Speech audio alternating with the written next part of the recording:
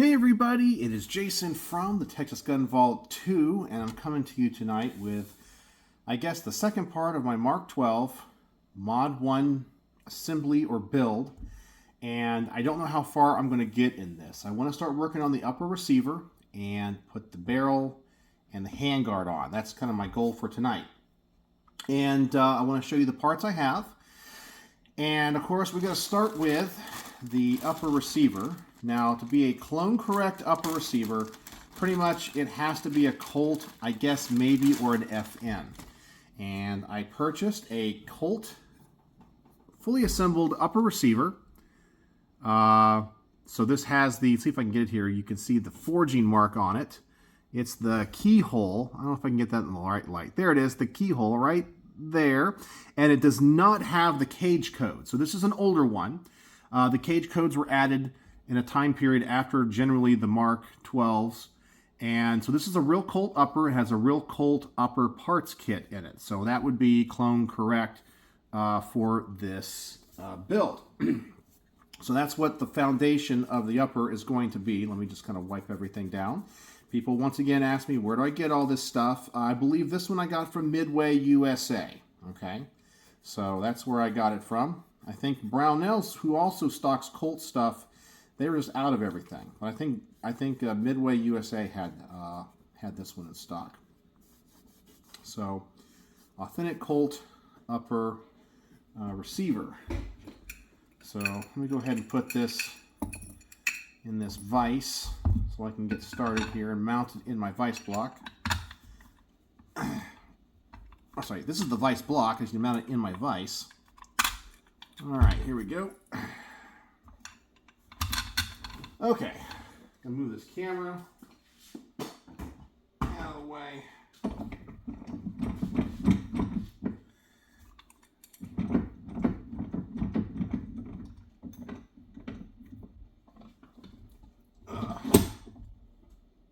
All right, make sure that's in there nice and tight. All right, the next thing is going to be the barrel. Now, I got a Douglas, which is supposed to be, clone correct, is a Douglas SPR profiled barrel. Stainless steel in 1-in-7 twist, 18 inches. And so a number of companies sell them. I got this one from Precision Reflex. Now, most of the companies that sell them only sell them in stainless steel, like a stainless steel finish, so it's uncoated. PRI sells it as black and flat dark earth, which would match their rifles. It is my understanding, based off of information that I found, that before they hit the field, the original Mod 1s, when they came from Crane, well, I know a lot of operators in the field would like rattle can them. They'd spray paint them and all that kind of stuff, which I'm not going to do. I'm sorry. If I'm gonna build a $4,000 or $5,000 rifle, I'm not going to spray paint it. Sorry, guys. I know some people, that's not clone correct. Okay, I'm going to do it the way it came from Crane. Okay, and the color that I guess the barrels kind of came from Crane with was a very dark gray. Some people call it Crane gray. It was a Cerakote. Now, that's not an official Cerakote color. I have looked. And black, while it would probably work, and flat dark earth would not, because this is going to be kind of a general, like, overall black build, I wanted to get it in a dark gray. So I ordered the stainless steel barrel, and I had it Cerakoted at a guy here in town. I believe his shop is called Gun Garage, Texas. I think that's also his Instagram. He's a former Department of Public Safety officer, so a state trooper, and now I think he does security, but he does this amazing gun coating. And he asked me, he says, when I brought the barrel to him, he goes, what color do you want? And I showed him the original colors and how there's a couple of companies out there that's supposed to do like proper coating of the color. It's hard to tell because you can't find the original color. So we narrowed it down to two choices. Glock gray or sniper gray is the Cerakote names of the colors. And based off of the pictures, it looks like it's more of the Glock gray. Now, this is probably not the official color or whatever Crane used, I don't know if we'll ever really know. As I said, maybe it was a special blend for just them. But you want a pretty dark gray, and that is what I got. So here is the barrel. So it's the Douglas barrel, 18 inches, stainless steel. It's the SPR profile, so it has the ledge up here for the muzzle device and the collar, and it's profiled correctly, and it's finished in Glock gray, which is about the same color that, like, for example, if you bought a new Colt 6920, that phosphate finish on the barrels and the front gas block, it's about that color. Maybe this is a little bit lighter and a little bit more metallic, but that's what it is. So this is the barrel I'm going to be using for this build, and it is clone correct. So, something else I want to show you guys before I kind of put it in the upper there is it actually came pre-dimpled. So I was talking about how I might have to use my gas block little tool to put that dimpling in, but it already is dimpled for the gas block, which I'll talk about in just a moment. But it should be dimpled for the right size of the Mark 12 low-profile gas block from Daniel Defense. So that's the barrel. I'm just going to pop it in here real fast. All right, so there's that. All right, next thing, we got to install the barrel nut. So let's get out this Knights Armament rail, and hopefully all this is on camera here. I think I showed this rail in a previous video, and this is really what makes the Mark 12 Mod 1 that particular gun. And this is probably the most expensive part on this thing. Oh, there we go. So here it is. The MSRP on these is not that much, but because so few are made and everyone tries to clone this rifle, this handguard can get super duper expensive. Crazy expensive. So that's what we got. So let me take off this in the rear. I guess we'll call this the collar. I know that has to go around in behind the barrel nut. And if I remember correctly, this thing comes straight out, and there's two little pieces in here that hold the handguard in place. We'll set that aside, and those two little pieces aside. I need to get my magnetic tray. I'm telling you guys got to get a magnetic tray. You won't lose parts. All right, so now I got to see if I have a wrench that's going to fit this. So here's the barrel nut, as you can see. And let me get my armorer's wrench over here. I hope I don't have to go buy a special wrench. So hopefully this one with those teeth right there, it's going to fit this one. So we'll see. And does it? Well, it goes in 2, 3, maybe. I don't know. Doesn't seem to be fitting. I might have to see if I have the other wrench. Now the other wrench is the same size. I don't think they sell a special tool for just this one. I thought it was supposed to be a standard armorer's wrench size.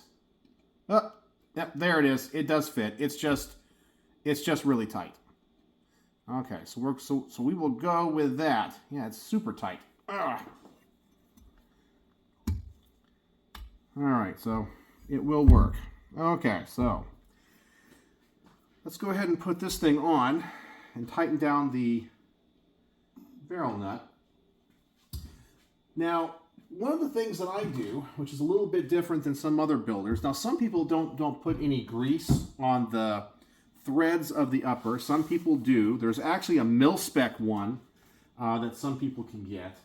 But what I like to do is, actually I should take that off. I like to use high temp disc brake wheel bearing grease, and this is fully synthetic. And this grease, of course, if it's designed for wheel bearings in cars and trucks, it can take a lot of heat. And being that it's fully synthetic, it does not degrade. over time. And I find that this stuff is good for not having the barrel nut seize, and to make sure that the steel on the aluminum contact surface doesn't hurt the aluminum. I find that this is just the best solution. I know that, as I said, some other people use different stuff. This is what I do, and some people that build ARs might be going, oh my gosh, I don't like using that. Whatever, I understand. But that's what I do. And I put a little grease on that. Let me wipe down the excess. Okay. Put that back on. Now let me get the barrel nut. Now, one of these holes has to align with the gas tube.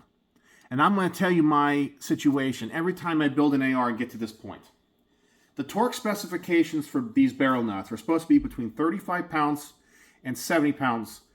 And anytime I try to get it in that torque range, the barrel nut does not align. It doesn't clock right. So I always end up having to go a little bit too tight. I mean, this is always my luck. I'm never lucky where one of those holes lines up with the gas tube and keep it within torque. So I have stopped using torque wrenches because they just don't work. Like I'll set it to 35 pounds or I'll set it to 40 pounds. Oh my gosh, it's literally right in the middle and there's nothing you can do about it. So I just kind of have to eyeball it and feel it.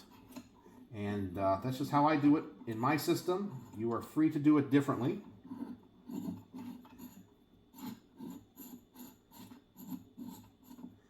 So we will just see how this thing works.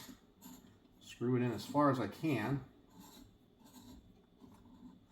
Now I want to say too, I was kind of surprised that no instructions came with this handguard. There's nothing in there. So I'm just having to figure this out based off of how the handguard works. And I haven't seen any other instructional videos online about it. So that's what I'm doing. All right, so I will need to tighten that, and hopefully one of those holes will line up. So they say you want to torque it down and then back it off a little bit and torque it down again and back it off a couple times. So I just kind of like to move it around a little bit to get that grease equally dispersed around that barrel nut. All right, so let me go ahead and put this in here and turn it once and see where we're at. Okay.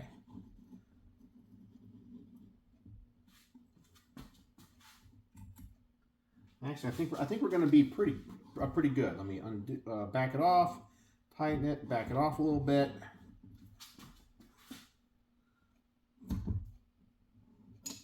And wait. Everything is lined up here. Let me pull this off again.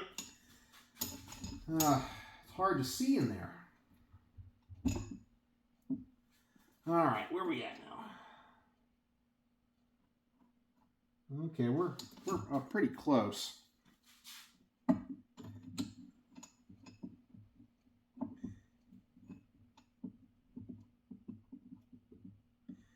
And of course, there we go.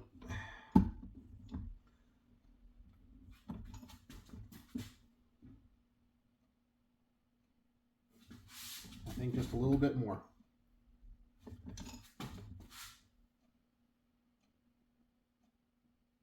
And I think we're good. So let me pull that off. Now, to make sure everything's lined up, let's try out the gas tube. So this uses a rifle length gas system. So I bought, and there's no like special one for the Mk12. So I have a Wilson Combat gas tube, rifle length, and stainless steel. So I don't think it came with a roll pin, but let me just check that this thing is going to go into the upper first. Yep, it goes in. Perfect.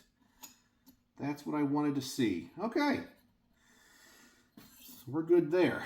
Everything is lined up. I actually lucked out on that. Yeah, I'm happy with how that turned out. All right, so I guess the next thing I need to do is the gas block. So we have the gas tube. I need the gas tube roll pin. Now hopefully I don't damage this thing.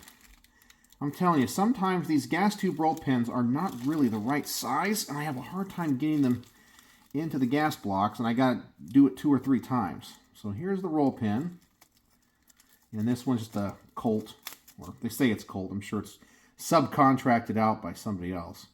All right, put that in my magnetic bowl. So love the magnetic bowl. I hope you guys can kind of see everything, maybe kind of. Let me see in the camera. Yeah, you kind of can.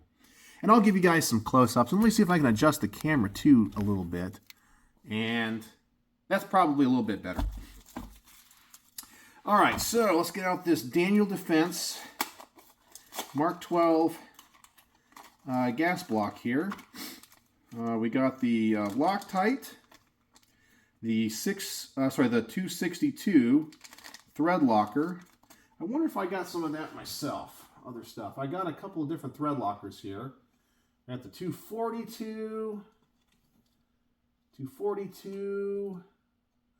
I thought I had a red Loctite. Maybe I don't. But yeah, you probably want to use that. And this is where you got to be super careful, because this red Loctite, when it cures, it's permanent. And well, it's not really permanent. You can burn it off and get the gas block back off. But then right now I'm in a situation where if I take it out and I heat it up, I could damage the Cerakote. So you want to make sure everything is working and lined up before you you put this stuff on it. All right, let me adjust the camera again. See if I can get it. I think that's a little bit better. All right, so let's see what we got here. We got the gas block. And so there's the low-profile Mk12 gas block. And Daniel Defense was the contractor for the originals. And then I got another gas tube roll pin, which is good. So put that there. And we got an Allen wrench. So we'll take out the, we'll take out the little screws here. All right, so let's turn this thing over and make sure that this gas block is going to line up with those holes. All right. I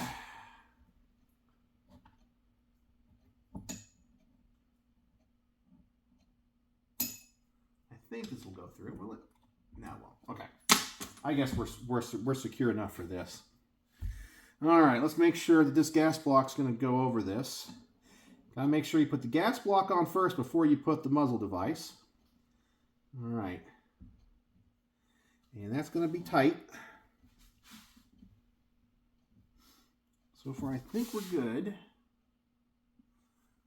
All right. Everything looks good. And man, that is tight. I don't want to damage that Cerakote. So I wonder, if I should put a little grease on this. I might have to. It's supposed to be the right dimensions. I double checked everything. So maybe, let me see. Maybe I'll put a little bit of grease right here. Just a little dab of it. And on this side.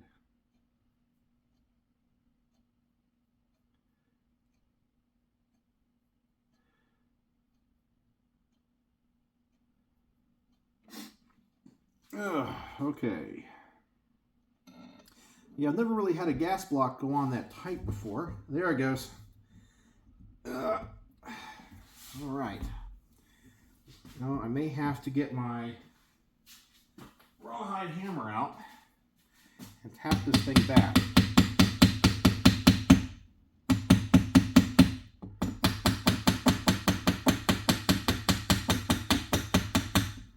Now this may be on here a little bit tight because of that Cerakote, and it might have added just enough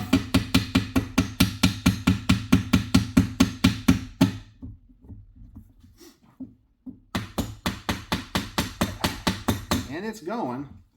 It's just going slow.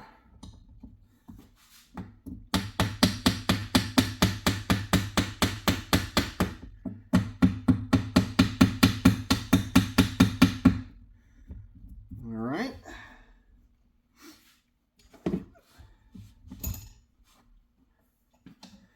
And we're going. Let me pull this thing off for a second. Sit up here on the workbench.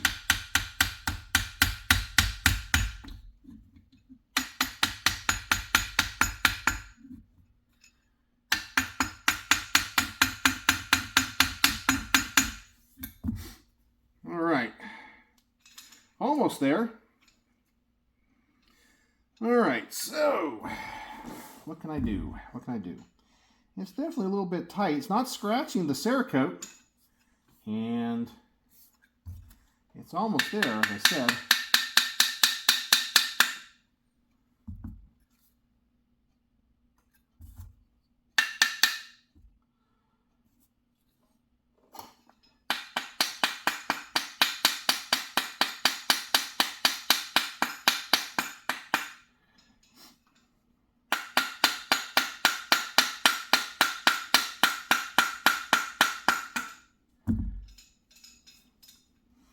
So I guess once I get this gas block on and all lined up, it's on.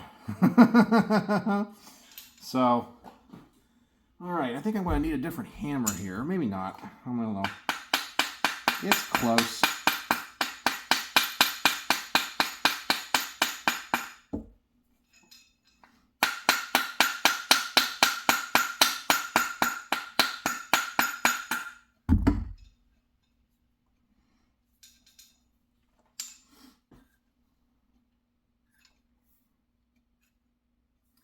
Man, that thing is close. I just don't want to use a harder hammer because I don't want to damage the barrel or the finish on the barrel. All right.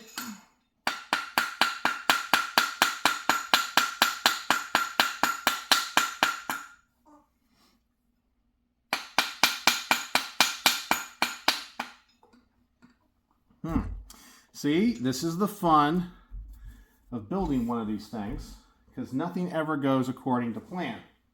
Ever. So, let me get a different hammer out here out of a gunsmithing toolkit I have.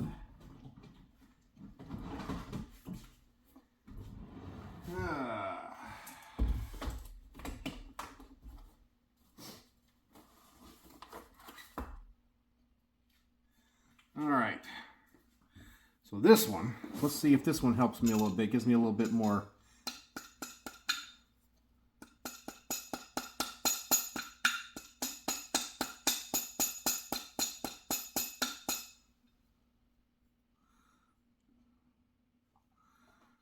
Not quite. I actually think the other hammer is more effective.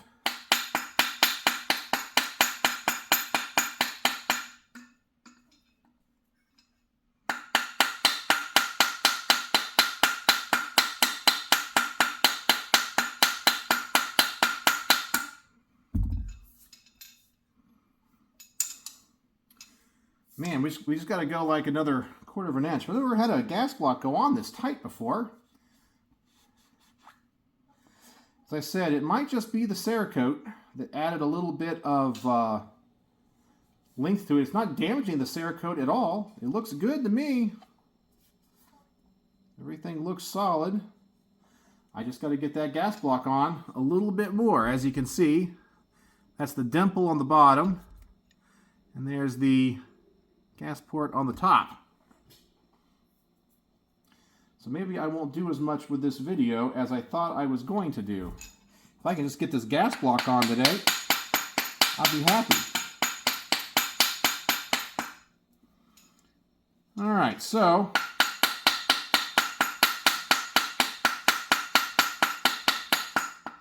I don't bore you guys, I think what I'll do is I'll go ahead and cut right now.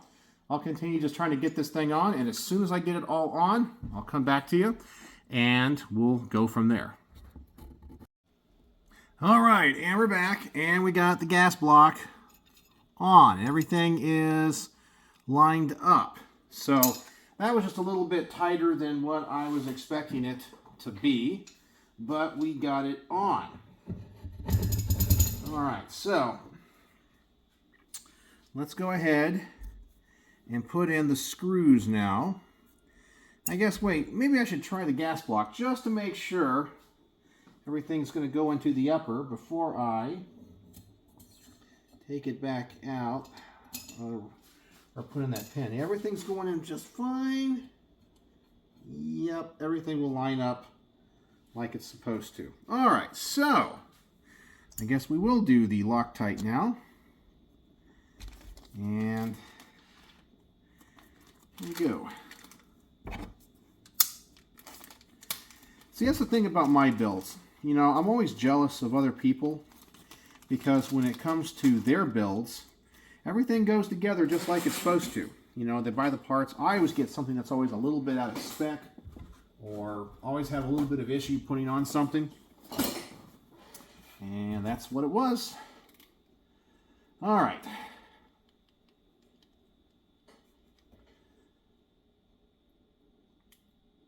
All right, the red Loctite. And first one here. Put this in the back. And here we go.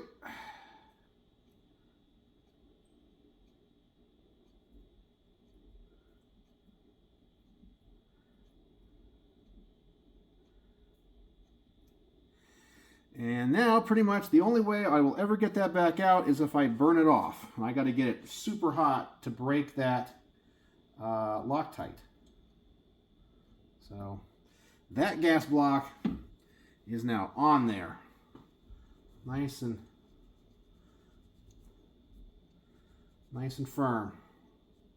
All right, so the important one is that way. Let me see if I can get the other screw. Sometimes they say you don't got to do both. I'll go ahead and do both, I guess.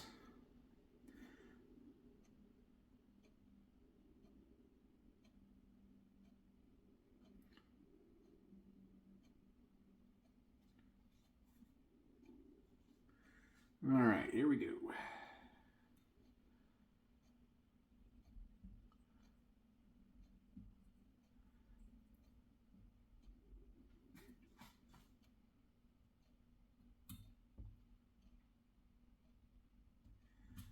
All right.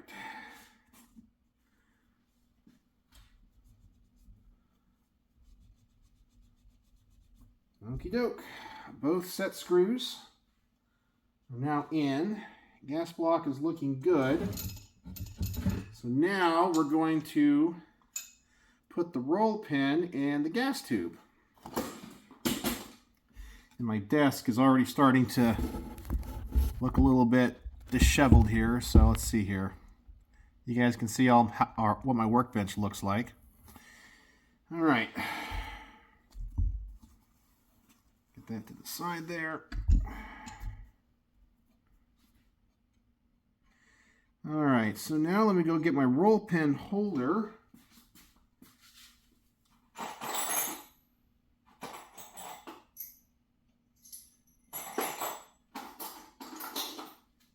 Maybe one of these, I think. Yep. I'm telling you, these little roll pin holders are worth their weight in gold. Man, they save so much time and energy and effort. Okay. Hopefully this will be an easy install. Sometimes these things are a pain in the butt. It just depends on how the roll pin wants to work with you. And I think I'm lucky. Yep, I'm lucky. Well, I shouldn't count my chickens before they're hatched, but all right, now a regular roll pin punch.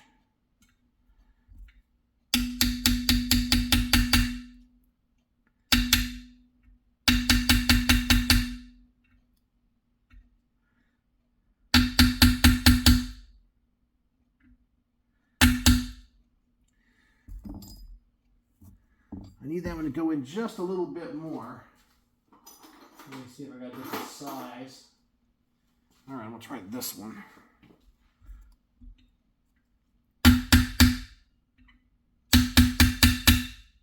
There we go. All right, and it came out on the other side. So the Daniel Defense roll pin is a little bit longer than the actual channel it's supposed to go in. So let me kind of even it out here. All right, there we go. So there's the gas system in this thing. Let's go ahead and put this back in the vice block.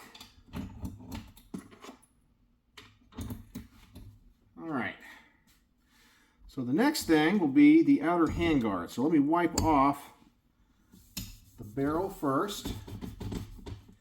Get all this other stuff off of it. And then here's the handguard. I got these two little pieces that go in here. And that's what stabilizes the handguard.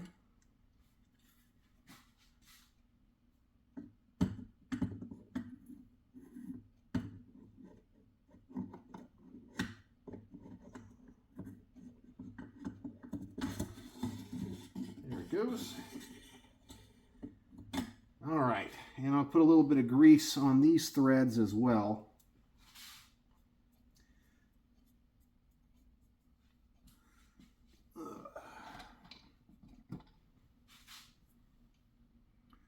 You guys bored yet?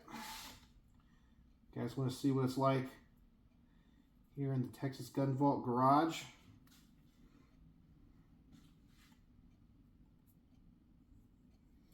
I just put this on here, so if I ever want to take it off in the future, it's hopefully not seized in.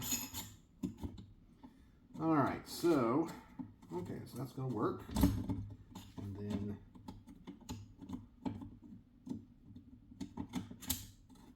let me actually pull that out again.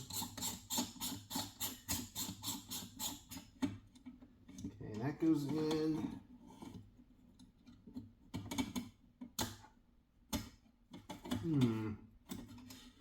Just to make sure. Okay, so that goes like that. And, all right. Here we go.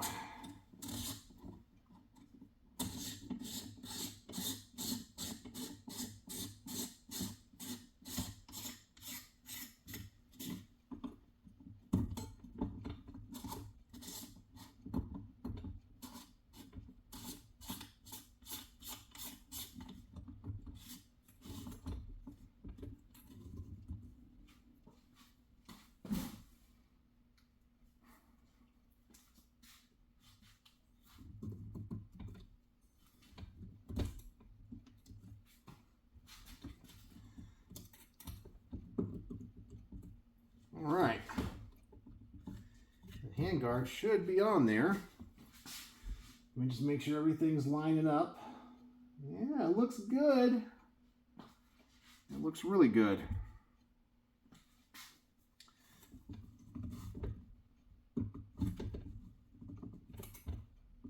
All right, just want to make sure it's on there nice and tight.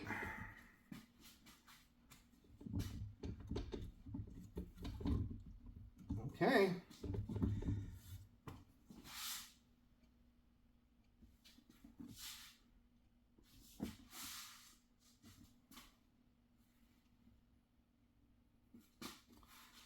And I think we are. And there we go.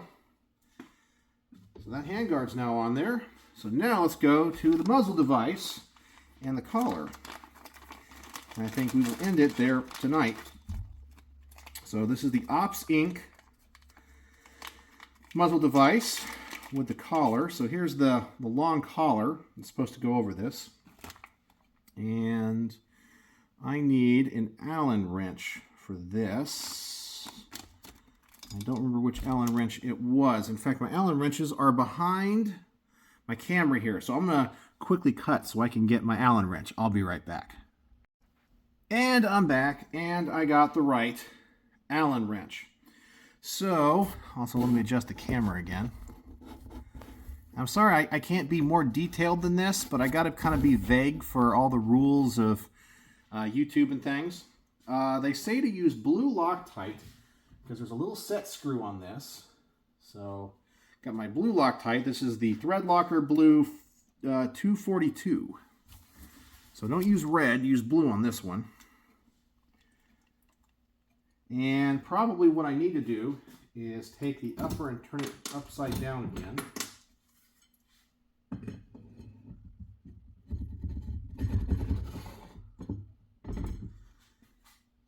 And then here's the collar. And then it will set. And this is actually what the suppressor mounts up against. So that should go on the barrel just like that. Perfect. Try to line it up with the other set screws. All right. And this is a tiny, tiny screw head. So, all right, here we go.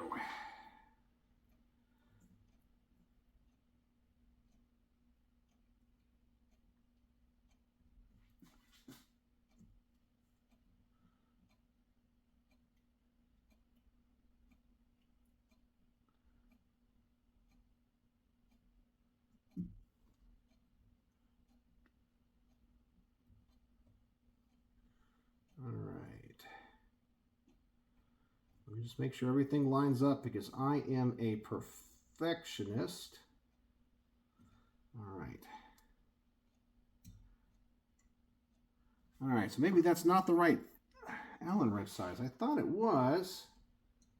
It's not. Oh boy. Okay, so that was one size too small. It was enough to get it out, but not enough to tighten it down. I'm sorry, but I gotta cut the camera and I'll be right back again. Isn't this fun?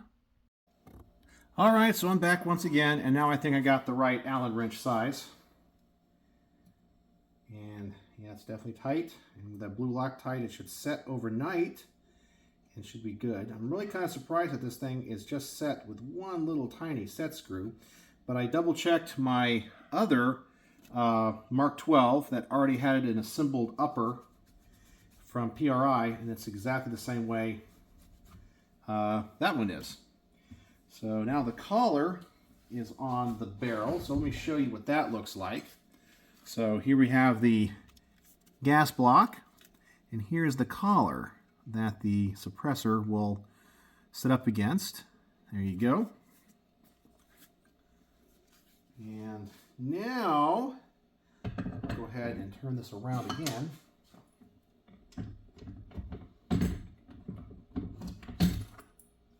Lock this into this. And now let's deal with the muzzle device itself. So let me unscrew the thread protector. And see how this one's going to go on. Okay. And what's weird about this muzzle device is that normally when it comes to suppressors and muzzle devices that use like quick detach systems, they have to be put on with spacers because crush washers sometimes are not symmetrical, but they're uneven. But this one does come with a crush washer, and the instructions say to use a crush washer, and they provide one. So now I just have to clock this thing the way it's supposed to be and figure out which is the way that it goes down. All right. Definitely that way. Okie doke. And actually I'll put a little bit of grease on these threads as well. Because you never know if I ever have to take it off again. You know, you want to be able to. All right.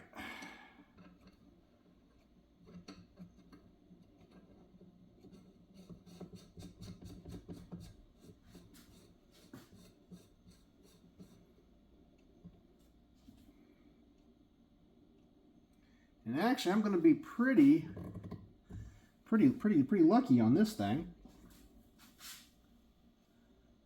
I think it's going to go on, and I just got to figure out what wrench to use. So let's see here. How to screw this thing on. There is an instruction, but I don't see any wrench flats. Alright, so it says slide the crush washer onto the barrel with the largest ID against the muzzle brake. Time the brake so that the thin web is at 12 o'clock, and that's pretty much what it is. Use an 8-inch or a larger crescent type adjustable wrench placed on the top and bottom webs when tightening. Do not use any object between the webs to tighten the brake. It is up to the end user to appropriately gauge and to verify proper alignment. Alright, so I gotta use a crescent wrench placed on the top and bottom webs when tightening. Okay, so I see how that's gonna work. Okay, well, I have a crescent wrench. So I think I do. Maybe I do. It might be in my other toolbox. I got like 5 or 6 toolboxes around here.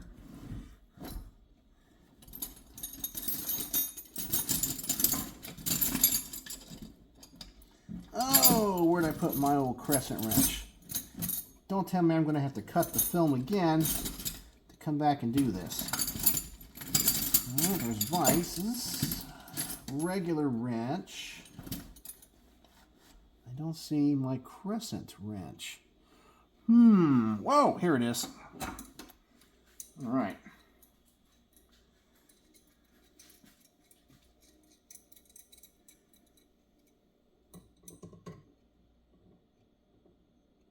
All right.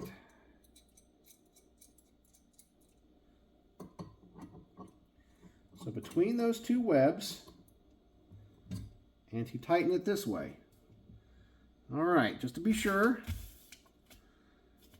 All right, place on top and bottom. All right, here we go. And hopefully it will work. And we're close. Let me just back off the wrench for a second to make sure we're doing good. I'm not marring it or anything. And I gotta go, man, just a little bit more. I just want to be sure I'm doing it right.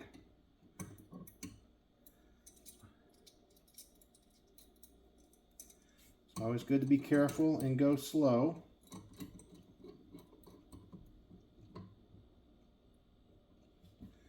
All right.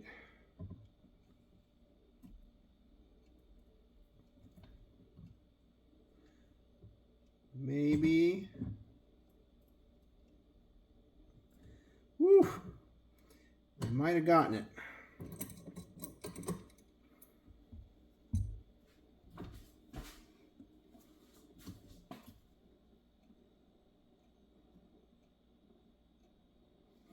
I might have to back it off just a little bit. Let me take it out here and see.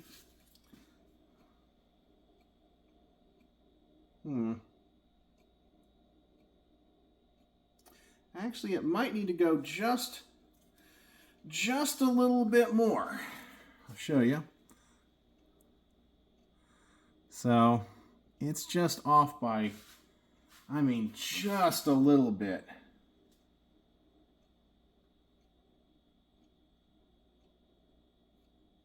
It's darn close. I'm going to see if I can go just a little bit more.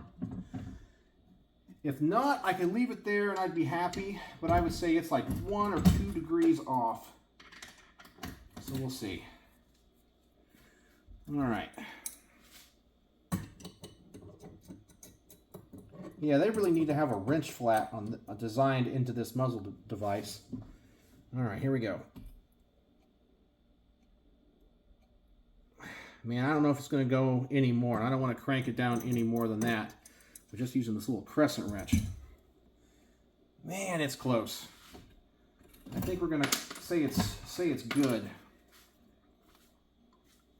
Yeah, it didn't damage it or mar it at all, but there it is. That's pretty darn close to 12 o'clock.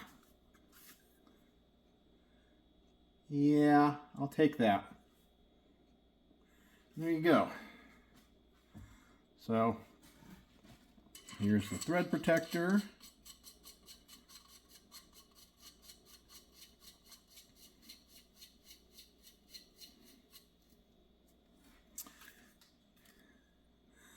And there that is. And that is definitely the right look. So, yeah, we got that on. We got the gas block on the hard way. I'll tell you what, but everything is coming together and looking good. So I'm going to cut the video for now and say I got the upper receiver, the barrel, the gas block, and the muzzle device on this. And in our next video, I'll probably do a few more accessories like the sights, and I'll talk about the charging handle and the bolt carrier. So that is what you guys get for today. It's kind of a long video, but I'm glad to make this. This would be kind of hard to film as a video for the main channel, but if you made it to the end of this video, just say part two, and I'll know you made it to the end, because this has been a long one. So anyway, hope you guys are enjoying this. So let me know if you have any questions, and I know that some of my building methods might be a little bit unconventional, but that's what I do. So, as always, thanks for watching.